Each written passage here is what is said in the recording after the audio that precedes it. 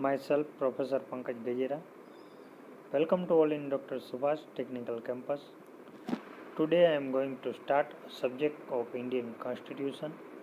In this lecture, we will discuss a silent features of Indian Constitution. Right?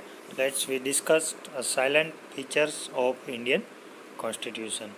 तो last इसका जो पहला lecture था silent feature of Indian constitution का એમાં આપણે જોયું હતું કે ઇન્ડિયન કોન્સ્ટિટ્યુશન છે એની ડેફિનેશન શું છે.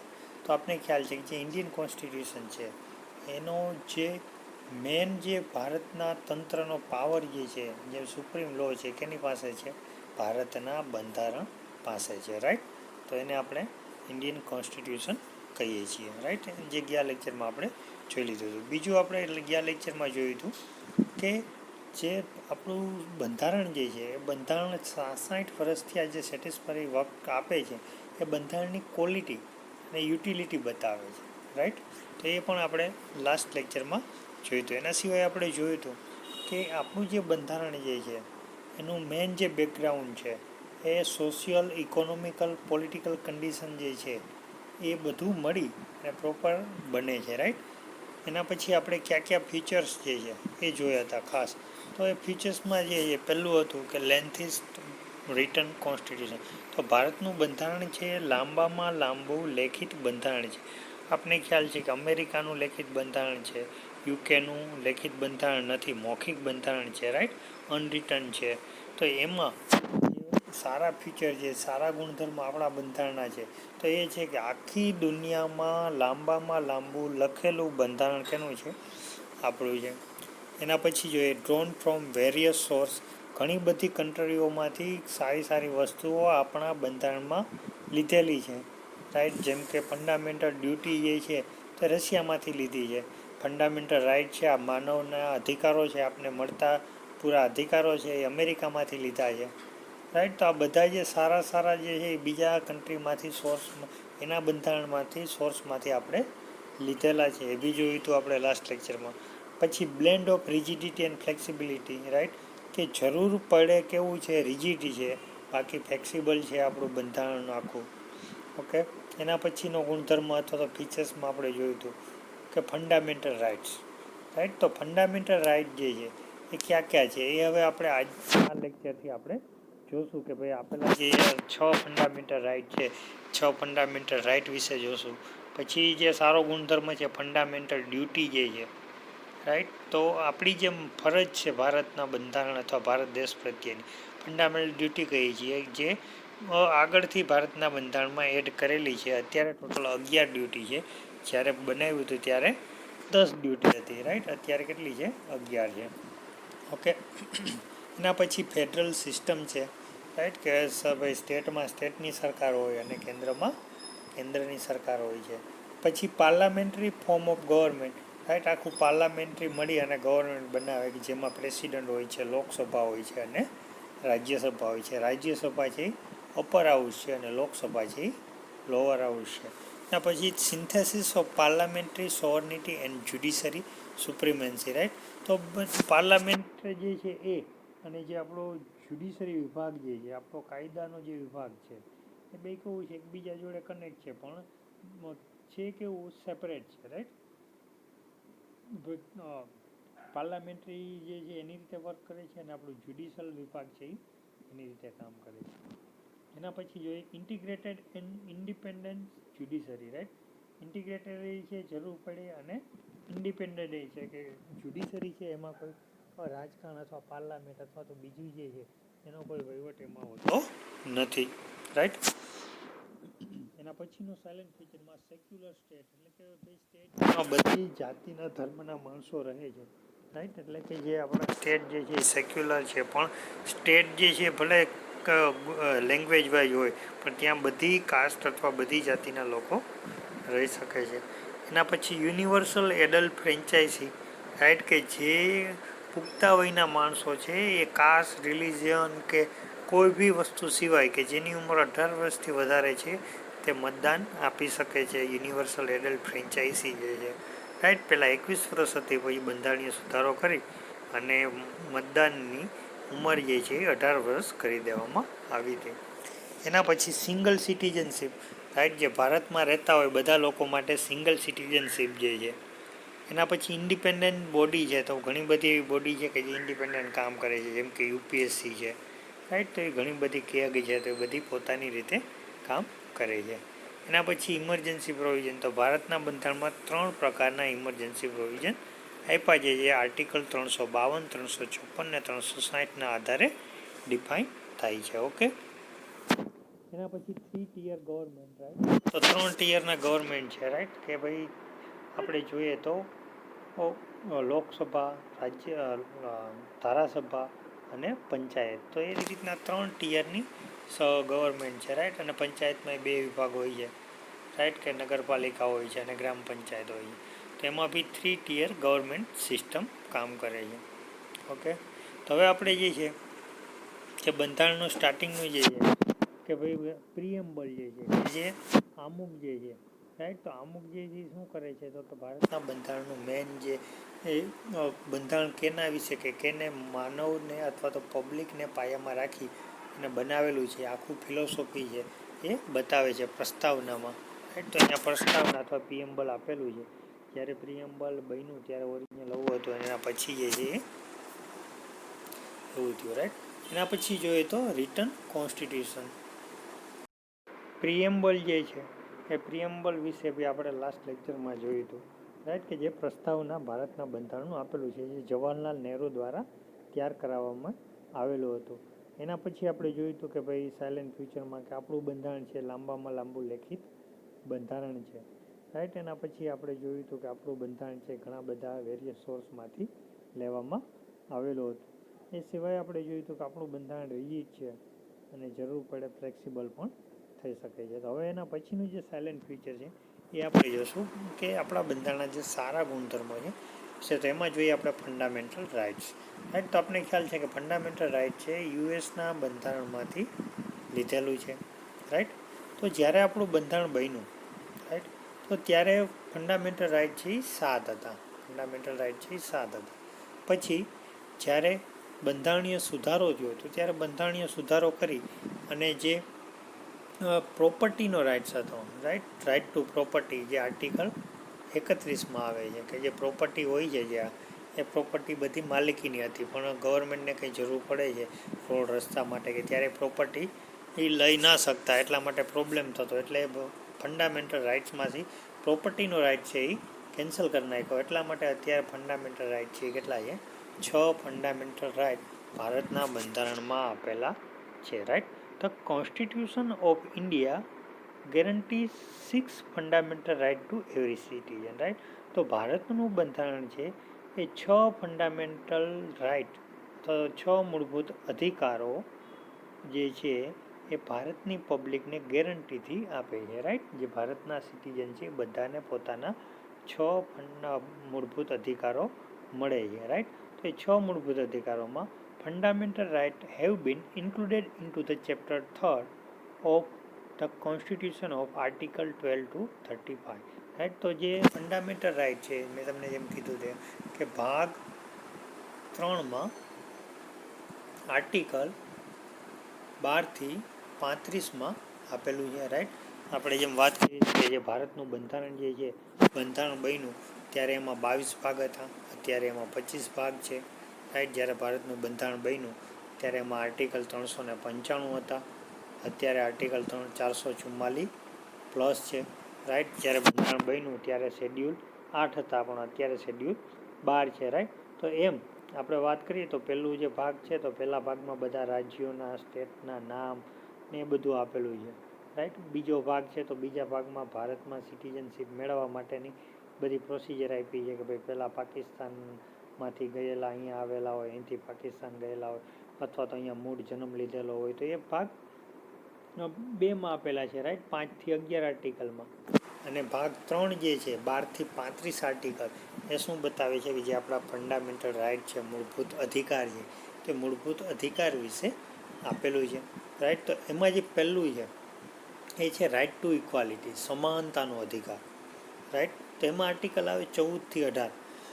સમાનતાના અધિકારમાં આપને સમાનતા હોવી જોઈએ બધા વિશે, રાઈટ. સમાનતાના અધિકારમાં આપણે જો સપોઝ કે આર્ટિકલ 14ની વાત કરીએ તો કાયદાની સમાનતા, કે બધાને કાયદો હોય એમાં સરખો જ ન્યાય મળે. પછી એમાં કોઈના કાસ્ટ કે કોઈને રીચ છે કે કોઈ ગરીબ છે કે એના આધારે કોઈને ઓલું ન મળે, બધાને સરખો જ કાયદાની સમાનતા મળે.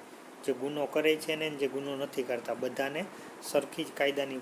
આર્ટિકલ 15ની વાત કરીએ તો આર્ટિકલ 15 છે, કોઈ બી ઓલું છે કે નોકરી ધંધા માટે જવું છે, નોકરી ધંધા માટે એને સમાન જ હક મળે બધા માટે, રાઈટ. તો એ બધા જે છે, પછી કોઈને કાસ્ટ રિલિજન કે એના આધારે તમે કોઈને ઓલું ન કરી શકો, તંગ ન કરી શકો, રાઈટ. તો એ આર્ટિકલ 15 છે એ બતાવે છે કે ભાઈ કોઈને લિંગ, જાતિ, જન્મ, બર્થ પ્લેસ એના આધારે તમે કોઈને ઓલું ન કરી શકો, બધાને સમાન ગણવાના. પછી નોકરી ધંધા માટે એમ્પ્લોયબિલિટી એના માટેની બધાને સરખી તકો મળવી જોઈએ, રાઈટ. તો એ 16માં આપેલું છે. 17માં અનટચેબિલિટી આપેલું છે કે કોઈને અડો તો અભડાય ને એ બધું ન હોવું જોઈએ, બધાને સમાન ગણવાના. અને આર્ટિકલ 18 છે તો આર્ટિકલ 18માં કે જે બધા પહેલાં કેવું હતું કે ભાઈ રાજાઓને હતા તો બધાને બહુમાન નામ આપેલા હતા કે ભાઈ આ છે ને આ છે ને. તો એ બધા જે છે આઝાદી પહેલાંના જે રાજાના તે બધા નામ છે એ જતા રહ્યું. આર્ટિકલ 18 પ્રમાણે બધા કેવા આઝાદી મળી પછી સરખા.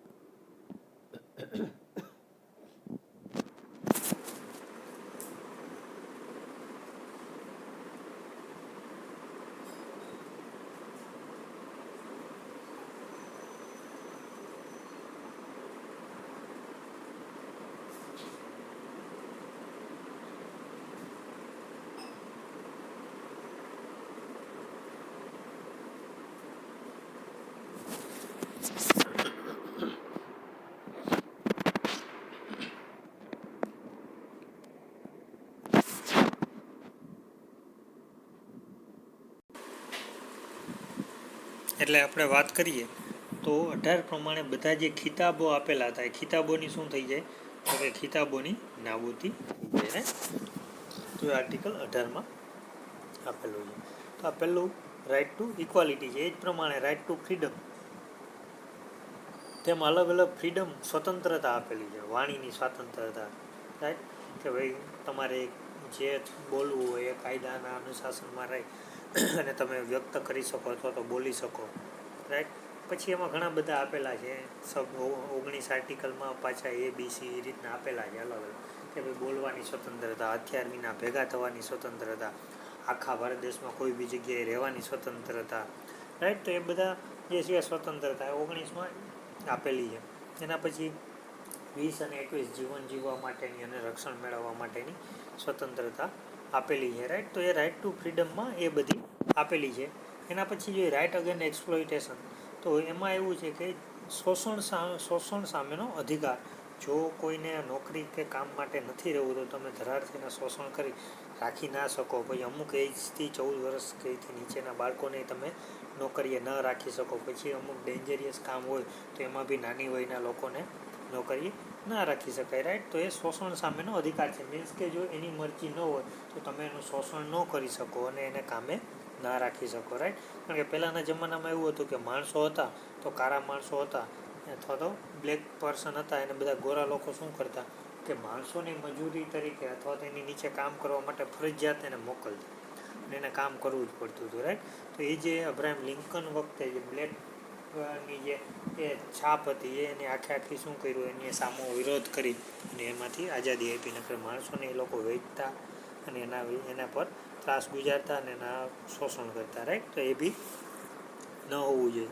એના પછી right to freedom of religion, means કે ધર્મ જે છે, જેને જે ધર્મ પાળવો હોય એની છૂટ. ધર્મ માટે કાંઈ એને કામ કરવું હોય તો છૂટ, ધર્મ માટે એને પોતાનું શિક્ષણ આપવું હોય તો છૂટ. તો એ બધું આર્ટિકલ 25થી 28માં આવશે, રાઈટ. તો એ ચોથું ફંડામેન્ટલ રાઇટ છે ભારતના સિટીઝનને મળતું. એના પછી culture and education right, right. તો આપણું જે કલ્ચર છે એ કલ્ચર પ્રમાણે રહેવાની છૂટ અથવા તો જે કલ્ચરના જે નિયમો છે પાળવાની છૂટ, અને જે એજ્યુકેશન છે કમ્પલસરી, રાઈટ. તો 6 થી 14 વર્ષના અને બધાને એજ્યુકેશન ફ્રીમાં કમ્પલસરી મળવું જોઈએ.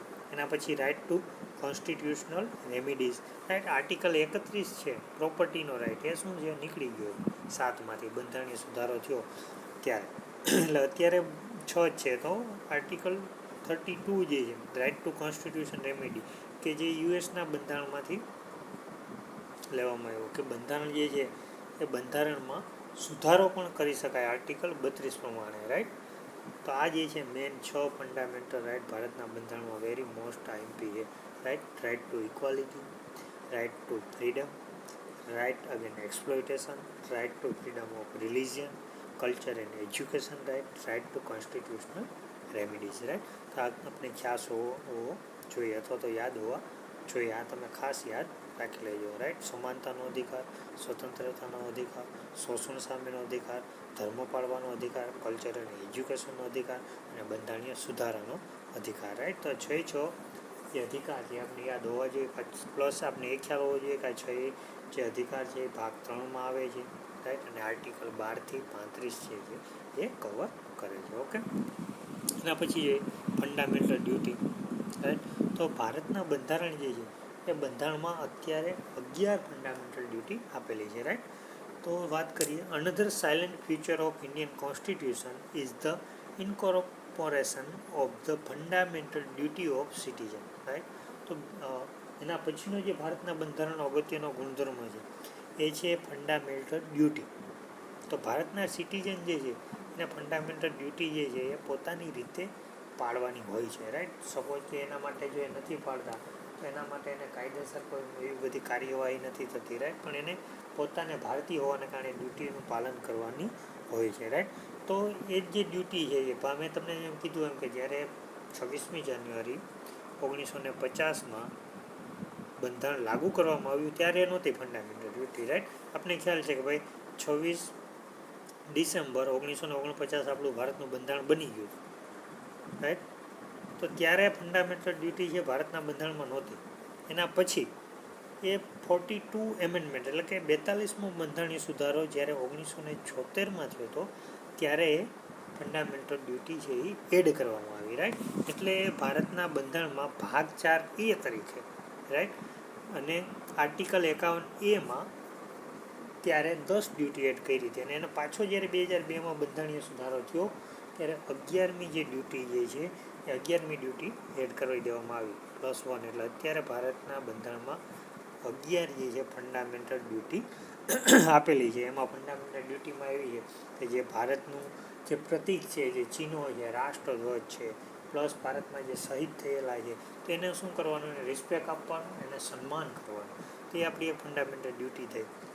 એ રીતના બીજી એક તમને ફંડામેન્ટલ ડ્યુટીની વાત કરું તો કોઈ બાહ્ય આક્રમણ થાય, કોઈ યુદ્ધ થાય કે જ્યારે ભારત દેશને આપણી જરૂર જે છે તો જ્યારે ભારત કોલ કરે કે આપણે બોલાવે કે આપણા દેશ તરફ પાર્લામેન્ટે તો ત્યારે આપણે આપણા ભારતને બચાવવા માટે આપણે સહયોગ દેવો એ બી આપણી એક ફરજ છે.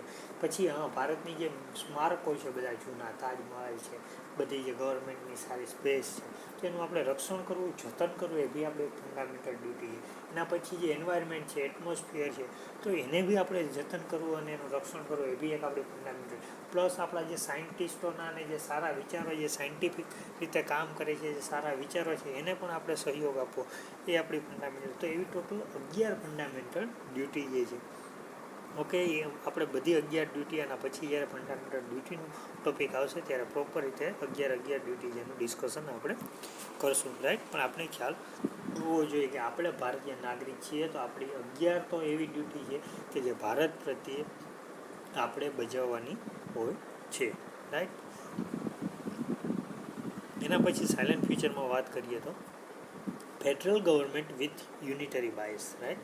તો આપણી ગવર્મેન્ટ છે, આપણે ખ્યાલ છે કે ભાઈ ગવર્મેન્ટમાં સ્ટેટની ગવર્મેન્ટ હોય, કેન્દ્રમાં કેન્દ્રની ગવર્મેન્ટ હોય, પણ તો બી જ્યારે બી જરૂર પડે તો ત્યારે યુનિટરી મીન્સ કે એક થઈને કામ કરે છે, રાઈટ. કોઈ એવા બાહ્ય એક્સટર્નલ આપત્તિ આવે છે અથવા તો બાહ્ય યુદ્ધ થાય છે તેવા સંજોગોમાં આપણી કેવું થઈ જાય છે, યુનિટરી સિસ્ટમ બની જાય છે, રાઈટ.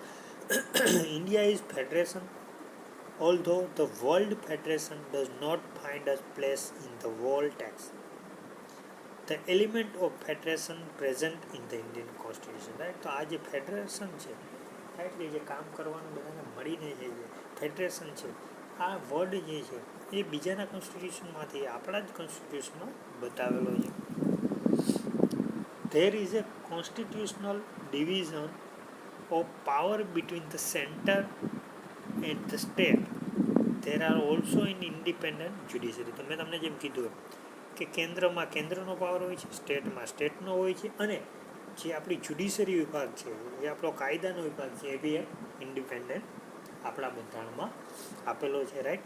તો કેન્દ્રમાં કેન્દ્રનો પાવર, સ્ટેટમાં સ્ટેટનો પાવર, અને આપણી જે જ્યુડિશરી છે એ ઇન્ડિપેન્ડન્સ આપેલી છે, રાઈટ, ભારતના બંધારણમાં. તો supreme court arbitrates the disputes between the centre and the state, right. હવે જો કોઈ સેન્ટર અને સ્ટેટમાં કોઈ ડિસ્પ્યુટ જનરેટ થાય છે, કોઈ પ્રોબ્લેમ જનરેટ થાય, તો એ પ્રોબ્લેમ સોલ્વ કરવાનું કોણ કરે છે? સુપ્રીમ કોર્ટ છે એ કામ કરે છે. જે આપણો જ્યુડિશરી વિભાગ છે એ શું કરશે? પ્રોબ્લેમને સોલ્વ આઉટ કરવા માટે વર્ક કરશે, રાઈટ. તો એ આપણા બંધારણમાં આપેલું છે. All this provision make India is federation, right. તો આ જે પ્રોવિઝન આપેલું છે એ શું કરે છે? ઇન્ડિયાને ફેડરેશન બનાવે છે, રાઈટ. કે બંનેમાં જે કોઈ પ્રોબ્લેમ થાય તો જ્યુડિશરી વિભાગ છે કામ કરે છે, અને એક એ પ્રમાણે બેને પાછું મળી અને ફેડરેશન તરીકે વર્ક કરવાનું હોય છે. But in Indian federation the centre is strong compare to the state. પણ જે આપણું આ ફેડરેશન છે તે સ્ટેટમાં સ્ટેટની ગવર્મેન્ટ, કેન્દ્રમાં કેન્દ્રની ગવર્મેન્ટ, તો બી બંનેને મળીને કામ કરવાનું હોય છે. તો એમાં બી સૌથી સ્ટ્રોંગ કેને પાવર આપેલો છે? જે કેન્દ્ર છે, કેન્દ્ર પાસે સ્ટેટ કરતાં ઘણો બધો વધારે પાવર હોય છે, રાઈટ, આપણા બંધારણ પ્રમાણે. The centre has more financial power, state largely depend upon it four there economical development, right. તો કેન્દ્ર પાસે ફાઇનાન્શિયલ પાવર વધારે હોય છે, એટલે સ્ટેટનું ડેવલપમેન્ટ સૌથી વધારે કેન્દ્ર ઉપર ડિપેન્ડન્ટ હોય છે. એની ઇકોનોમીને બધું કેની ઉપર ડિપેન્ડન્ટ હોય? કેન્દ્રમાં. આપણે ખ્યાલ છે કે જે કેન્દ્ર જે ગ્રાન્ટ આપે છે એ ગ્રાન્ટ સ્ટેટમાં વપરાય છે, અને પછી સ્ટેટ છે પોતાનું જે બધા ડેવલપમેન્ટ છે ડેવલપમેન્ટ કરે છે, રાઈટ. એના પછી જે સાયલેન્ટ ફીચરમાં જોઈએ તો judiciary review, right. Another significant features of Indian constitution is the provisional for judicial review. The means that supreme court of India is empowered to declare a law passed by the Indian Parliament as null and void if it is inconsistent with the fundamental right. તો જે court જે છે એ court જ નક્કી કરે છે. Indian પાર્લામેન્ટે કોઈ નિયમ બહાર પાડ્યો છે, અને જો એ નિયમ જે છે અથવા તો એ રૂલ્સ છે એ જે આપણા મૂળભૂત અધિકારો છે એનું ઉલ્લંઘન કરે છે, તો આપણે સુપ્રીમ કોર્ટ પાસે જઈ અને જે આપણા ઉલ્લંઘનનું છે એ પાસ આઉટ કરાવી શકીએ છીએ, રાઈટ. તો એ જ્યુડિશરી રિવ્યૂ માટે આપણે કોઈ બી વસ્તુ છે એને મોકલી શકીએ છીએ કે ભાઈ આ અમને આપ્યું છે. અમારો સપોઝ કે જ્યારે 31 આર્ટિકલ જે છે, 31 આર્ટિકલ જે છે એ જ્યારે કાઢ્યો ત્યારે રિવ્યૂ માટે હાઈકોર્ટમાં મોકલો હતો, પણ હાઈકોર્ટને બી એવું લાગ્યું કે ભાઈ ઇન્ડિયા માટે આ જે છે એ ફંડામેન્ટલ રાઇટમાંથી નિકાલી દેવો અગત્યનો છે, એટલા માટે નીકળો, પણ એને રિવ્યૂ માટે મોકલી. જો એવું ન હોય તો પાછો ફંડામેન્ટલ રાઇટ આપણે મળી શક્યો હોત, રાઈટ. એટલે આપણે જ્યુડિશરી રિવ્યૂ માટે પણ જઈ શકીએ છીએ. In the case of act pass by the state legislature, this power is vested with the consent high court, ready. Suppose કે કોઈ સ્ટેટ જે છે કોઈ એવો લો પાસ કરે છે, કોઈ એવું છે રીઝન એમ કહે છે કે ભાઈ આ કામ કોમ છે ને આમ નહીં કરવાનું, તો આ લોકોને અહીંયા બહાર નહીં નીકળવા, તો હાઈકોર્ટમાં જઈને હાઈકોર્ટ એને રિફ્યુઝ બી કરી શકે છે, ઓકે. તો એ બી એક આપણા બંધારણનો સારો ગુણધર્મ છે કે જે જ્યુડિશિયલ છે એમાં આપણે રિવ્યૂ કરી શકીએ છીએ. જો કોઈ બી લો છે એ ગવર્મેન્ટ પાસ આઉટ કરે અને પછી એને રિવ્યૂ માટે મોકલી શકીએ છીએ, અને એ પછી રિવ્યૂ થાય એ પછી પણ પેલું કરી શકાય છે, રાઈટ. એના પછી જોઈએ directive principle of state policy. તો જે રાજ્યો હોય છે, રાજ્યને પોતાનો વહીવટ કરવા માટે જે અમુક જે ભારતનું બંધારણ જે છે અમુક આર્ટિકલ અમુક સજેશન આપે છે કે ભાઈ તમે આ રીતના કામ કરો તો સ્ટેટમાં પ્રોપર રીતે વર્ક કરે, તો એને directive principle of state policy કહીએ છીએ, જે ભાગ 4માં છે, ભાગ 4માં આપેલી છે, રાઈટ. તો પાર્ટ 4માં એ આપેલું છે, અને આર્ટિકલ 35થી 51 જે આર્ટિકલ છે, 51 આર્ટિકલ છે એમાં કવર થાય છે. એમાં જે પોલિસી આપેલી છે એ પ્રમાણે સ્ટેટને ફોલો કરવાનું હોય છે, right. The Constitution enumerated several directive principles of state policy which are intended to be implemented by the center and state government in due course They are aimed at the promotion of the material and moral well-being of the people and transform India into welfare state, right? તો ભારતમાં જે બંધારણ જે છે એ બંધારણમાં જે directive principle of state policy આપેલી છે એને ફોલો કરે તો જે મોરલ જે સ્ટેટની પબ્લિક છે અથવા પીપલ છે એમને વેલફેર પોતાના જીવન ઇકોનોમિકલ સોશિયલ રીતે ફાયદો થાય તો એના માટેની પોલિસીઓ આપેલી છે. Some of the directive principle are, તો અમુક જે સારા પ્રિન્સિપલ છે એ હું તમને કહું છું. Weaker section of the people, schedule caste, schedule tribes people should be given a special care, right. તો જે અમુક ક્લાસ જે છે કે જેમને ડેવલપમેન્ટની જરૂર છે, રાઈટ, જે ટ્રાઇબ્સ જે છે અમુક વિચરતી જાતિ જે છે તો એને અમુક જે ફાયદાઓ મળવા જોઈએ, સ્કોલરશીપો મળવી જોઈએ, એ સ્કોલરશીપો શું કરે છે ડાયરેક્ટિવ પ્રિન્સિપલ સ્ટેટ પોલિસીના સજેશન પ્રમાણે મળે છે. પછી બીજા ઘર છે, બીજા ઘણી બધા એમને ફાયદા બી મળે છે. The state should be promote respect for international law and international peace, right. પછી સ્ટેટ જે છે એ જે ઇન્ટરનેશનલના બધા લો છે કે ભાઈ હુવાળાને જે બધા જે છે એ plus world health organise plus જે શાંતિ માટેના જે કામો છે તો એ કામો પણ ડાયરેક્ટિવ પ્રિન્સિપલ ટેસ્ટ પોલિસી પ્રમાણે કરવાના હોય છે, right.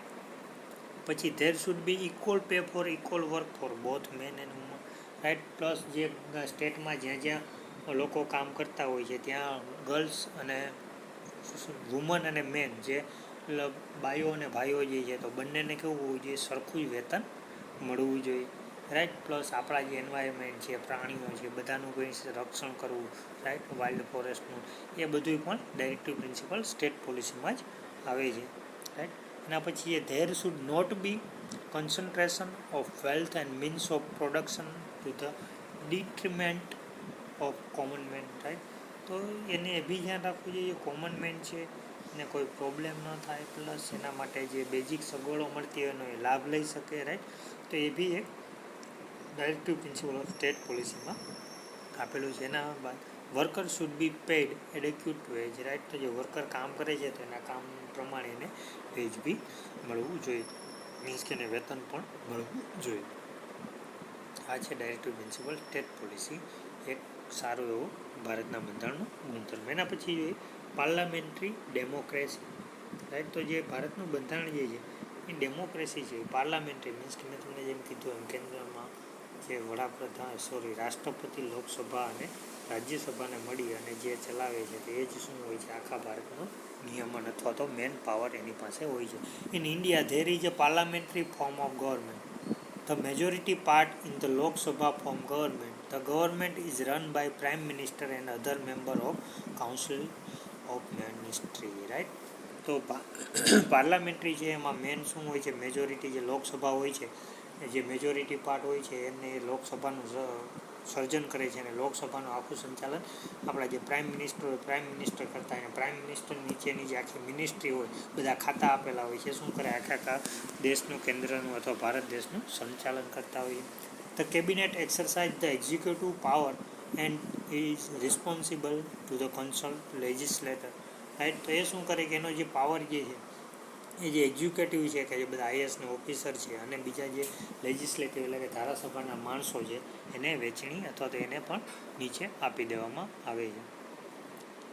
In presidential form of government the president is the executive head. In India president is only nominal head, right. તો સૌથી મેન હેડ કોણ હોય છે એક્ઝિક્યુટિવનું, તો મેન હેડ હોય છે પ્રેસિડન્ટ, આપણા રાષ્ટ્રપતિ, right.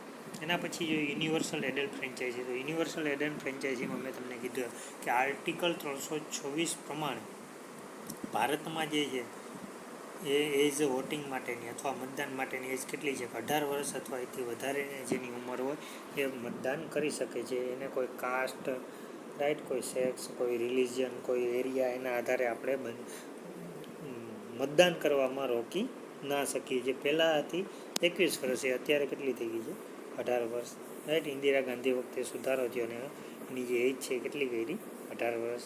This is the most revolution aspect of Indian democracy. તો આ એક બહુ સારું એવું રિવોલ્યુશન છે ભારતના બંધારણનું. એના પછી સાયલેન્ટ ફીચરમાં rigid as well flexible constitution. તો આપણે વાત કરી કે જરૂર પડે શું છે, રિજિડ છે, અને જરૂર પડે કેવું છે, ફ્લેક્સિબલ ભારતનું બંધારણ છે.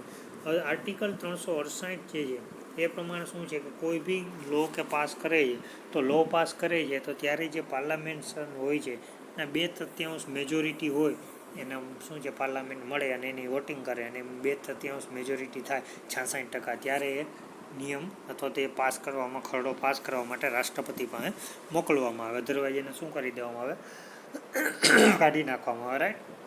તો કોઈ બી પાસ કરવું છે તો એના માટે શું કરવું પડે, 2/3 મેજોરિટીની જરૂર પડે. રાઈટ. એ જ રીતના સપોઝ કે સ્ટેટમાં હોય તો સ્ટેટમાં બી 2/3 મેજોરિટીની જરૂર પડે છે. Special provision for the protection of the interest of the schedule caste, schedule tribes, backward class and minority. Right. બીજા ઘણા બધા સ્પેશિયલ પ્રોવિઝન પણ આપ્યા છે કે જ્યાં કાસ્ટ છે એને પણ સીટ અને બધું મળવું જોઈએ. Right. Everybody is given a right to equality. Untouchability has been prohibited. Right. Under article 29 and 30 special provision made the interest and protection of minority. તો ઘણા બધા બીજા આપણા ફ્યુચરમાં સ્પેશિયલ પ્રોવિઝન છે જે બધી આ કાર્ડ છે, કાસ્ટ જે છે, ટ્રાઇબ્સ છે, એના બધા ફાયદા મળવા જોઈએ. રાઈટ. અને અનટચેબિલિટી સાવ ન હોવી જોઈએ. કોઈને આપણે અડીએ તો અભડાઈને બધું જે છે, કોઈને કોઈ હોટલમાં ન આવવા દેવા, કોઈ મંદિરમાં ન આવવા દેવા, તો એ બી ન હોવું જોઈએ.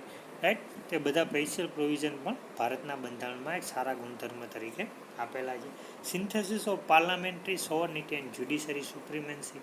તો ભારતનું બંધારણ જે છે, રાઈટ, તો એમાં જે છે સિન્થેસિસ છે કે જ્યારે જરૂર પડે એ શું કરે છે, પાર્લામેન્ટનું વર્ક કરે છે, અને સુપ્રીમ કોર્ટ છે પોતાનું વર્ક કરે છે. બે અલગ હોય છે, પણ જ્યારે જરૂર પડે ત્યારે સુપ્રીમ કોર્ટ બેયના જે કોઈ પ્રોબ્લેમ હોય તો એ સોલ્વ કરવામાં કામ કરી શકે છે. તો એ બી પાવર આપણા બંધારણમાં આપેલો છે. રાઈટ. પછી ઇમરજન્સી પ્રોવિઝનની વાત કરીએ તો ભારતના લાસ્ટ જે છે કે ભારતમાં 3 પ્રકારના ઇમરજન્સી પ્રોવિઝન્સ આપેલા છે. રાઈટ. કે જ્યારે કોઈ બહારથી યુદ્ધ થાય એવી કોઈ સિચ્યુએશન આવે છે તો ત્યારે ભારતના એકતા જળવાઈ રહે, ભારતના અખંડિતતા જળવાઈ રહે, એના માટે જે ઇમરજન્સી છે એ ઇમરજન્સી 3 પ્રકારની ઇમરજન્સી એ પ્રેસિડન્ટ લાગુ કરે છે. તો નેશનલ ઇમરજન્સી કે જ્યારે કોઈ બહારથી યુદ્ધ થાય છે ને એવી કોઈ પરિસ્થિતિ સર્જાય છે તો ત્યારે આર્ટિકલ 352 પ્રમાણે નેશનલ ઇમરજન્સી આખા ભારત દેશમાં લાગુ કરી દેવામાં આવે અને ત્યારે આખા ભારત દેશનું સંચાલન છે અથવા તો ત્રણેય દળના વડા જે છે તરીકે પ્રેસિડન્ટ જ કામ કરે છે. એના પછી સ્ટેટ ઇમરજન્સી છે. રાઈટ. કે આર્ટિકલ 356 પ્રમાણે સ્ટેટ ઇમરજન્સી, સ્ટેટમાં જો સ્ટેટની ગવર્મેન્ટ છે પોતાનું કામ કરવામાં નિષ્ફળ જાય છે તો ત્યાં પ્રેસિડન્ટ રૂલ અથવા રાષ્ટ્રપતિ શાસન જે આપણે કહીએ છીએ લાગુ કરી દેવામાં આવે છે. રાઈટ. તેને કઈ કહેવાય, સ્ટેટ ઇમરજન્સી કહેવાય. એના પછી ફાઇનાન્શિયલ ઇમરજન્સી. જો ફાઇનાન્શિયલ રીતે આપણે અસફિશિયન્ટ પુરવાર થાય આપણો દેશ તો આર્ટિકલ 360 પ્રમાણે આખા ભારત દેશમાં ફાઇનાન્શિયલ ઇમરજન્સી લાગુ કરી દેવામાં આવે છે. રાઈટ. તો ફાઇનાન્શિયલ ઇમરજન્સી જે છે એ અત્યાર લગી ભારત દેશમાં લાગેલી નથી. રાઈટ. આ હતા આપણા main salient future. Right. Okay. તો thank you for watching my with this video. Thank you to all. Okay. Thank you.